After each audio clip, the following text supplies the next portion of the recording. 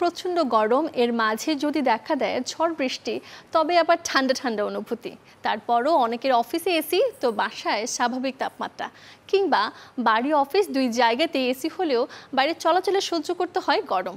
তাপমাত্রার এমন তারতম্যে কি করে মানিয়ে নেবে নিজেকে, এবারে জানাবো একজন বিশেষজ্ঞের পরামর্শে। তা যখন রোদে থাকে, রোদ থেকে ফিরে গিয়ে যেমন একেবারেই ফ্রিজের ঠান্ডা পানি বা পানীয় খাবে না একদিকে, অন্যদিকে রাতে ঘুমানোর সময় বা ঘরে থাকার সময় গায়ে একটু এমন একটি জামা পরবে যেটি ওই কমে যাওয়া তাপমাত্রার সাথে সাযুজ্যমান হয়।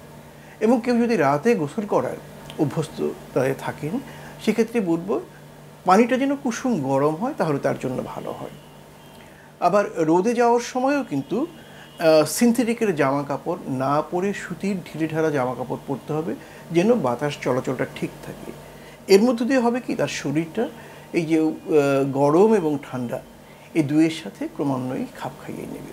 যারা বাইরে যাবেন তাদেরকে আমরা বলবো একটি রোদ চশমা ব্যবহারের জন্য, যেটি অতি বেগুনি রশ্মি বা আলট্রাভায়োলেট রেকে প্রতিরোধ করে। এবং যেসব সানস্ক্রিন যার SPF অর্থাৎ তার মাত্রাটা যেন 30 থেকে 50-এর বেশি 50-এর মধ্যে থাকে, তাহলে এটি মাখলে ত্বকে সূর্যের আলোর অতি বেগুনি রশ্মির কারণে যে মেলানোমা বা ত্বকের ক্ষত তৈরি হয় বা ক্যান্সার তৈরি হয় অথবা চামড়ার পুড়ে যাওয়া অথবা অ্যালার্জি যেটা তৈরি হয়, তারকে প্রতিরোধ করতে পারবে।